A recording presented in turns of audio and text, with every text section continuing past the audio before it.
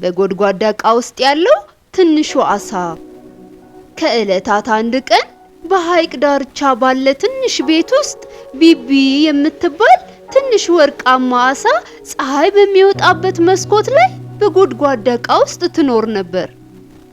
አሳዳጊዋ ሊያም የሚባል ልጅ ቢቢን በጣም ስለሚወዳት ይመግባታል፣ የምትኖርበትን ውሃ በየጊዜው ያጸዳላታል። ስለ ህልሙም ለቢቢ ይነግራታል። አይዞሽ ቢቢ፣ አንድ ቀን ትልቅ መርከብ ሰራና በሐይቅ ላይ አብረን እንዞራለን አላት። ቢቢም ይሄ ቢሆን ደስ ይለኝ ነበር አለችው። ነገር ግን ጊዜ እየገፋ ሲሄድ አሳዳጊዋ ሊያም በትምህርትና ከጓደኞቹ ጋር በጨዋታ ተጠመደ። እናም እንደ በፊቱ ማውራትና አብሯት መሳቅ ረሳ። ቢቢ ብቸኝነት ተሰማት።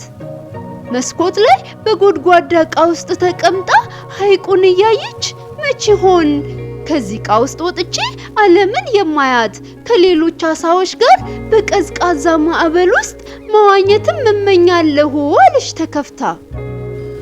አንድ ቀን በጣም ከባድ ማዕበል ተነሳ፣ ነፋስም ነበረው።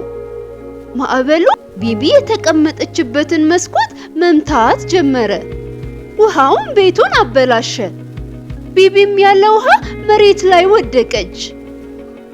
ሊያም አይሆንም ቢቢ ያለና በሁለት እጆቹ ይዟት እያለቀሰ ወደ ውጪ ወጣ።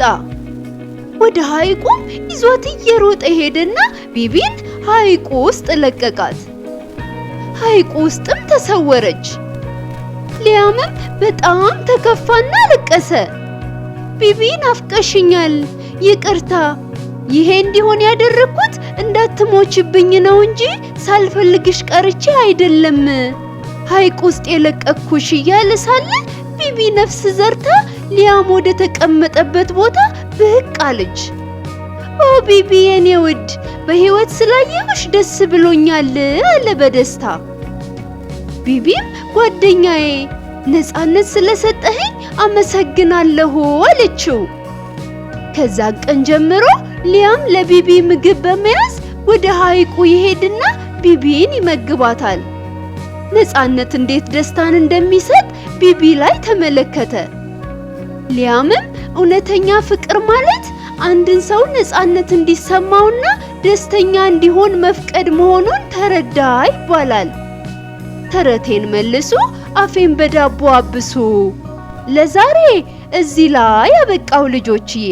በሌላ ተረት እስከምንገናኝ ደህና ሁኑ ልጆች፣ ደህና ሁኑ።